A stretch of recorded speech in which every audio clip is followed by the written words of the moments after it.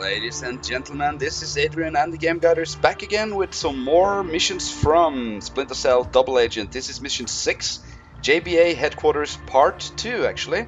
This is the second time we are visiting the headquarters in New York City. And this mission is one of my absolute worst. I really think it's very boring and very easy. But I decided, of course, to do a walkthrough of it because there is actually one place where there is a bit tricky, just because I would call it a bug, but I'll tell you about it when we come to that. Also, in this mission, I'm not going to do all the side missions because they are extremely boring and doesn't give you anything as long as if you followed all my walkthroughs, you will now have full trust from both the JBA and NC, whatever. At least we have from both factions.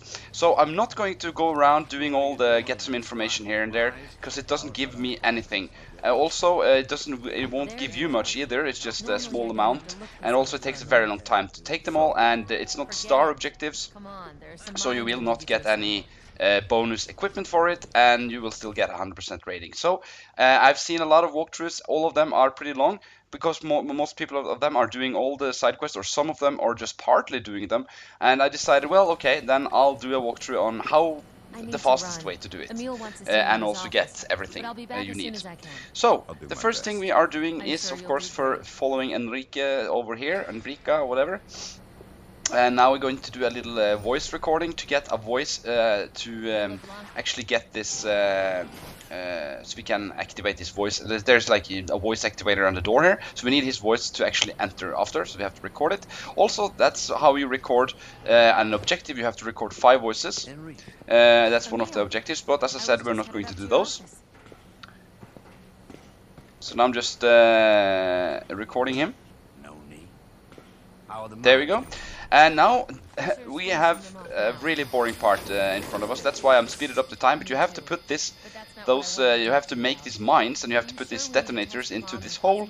Very boring, and it reminds me of games on like in the 80s. You bought this small pocket held games that were like tick tick tick tick tick tick tick, and this is kind of that type of shit. And you have to do it very long time, as you can see on the minutes, seconds, clicking down, counting down, bottom of the screen. It takes a very long time. You have to do 10 of them. Incredibly irritating and very easy.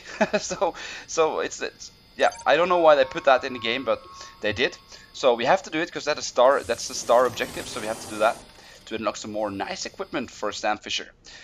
Right, so when you've done that, you can use this voice activator to use the voice recorder to open this door.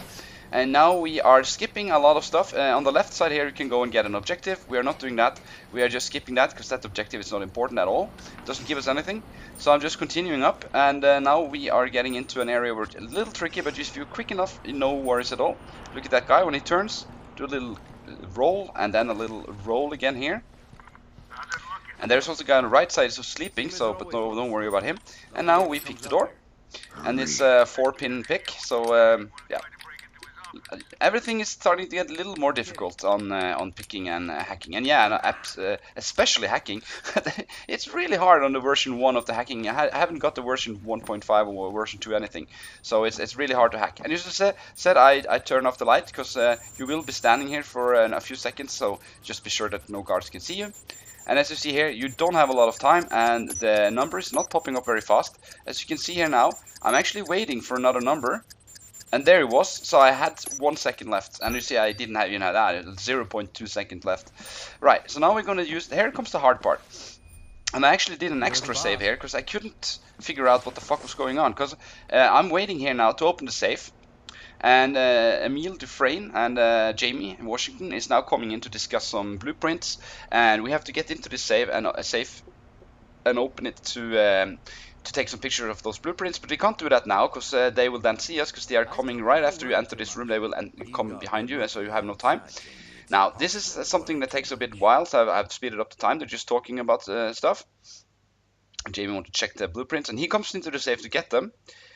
And then right here I saved. You can see the restricted area popped up again. It's just that because I just loaded it again, because I saved right there. And I'll tell you the reason why. It's because every time I try to open the safe, I was almost done, and then suddenly Emil went up from his chair, going to sit over to the left side there, and turned towards me.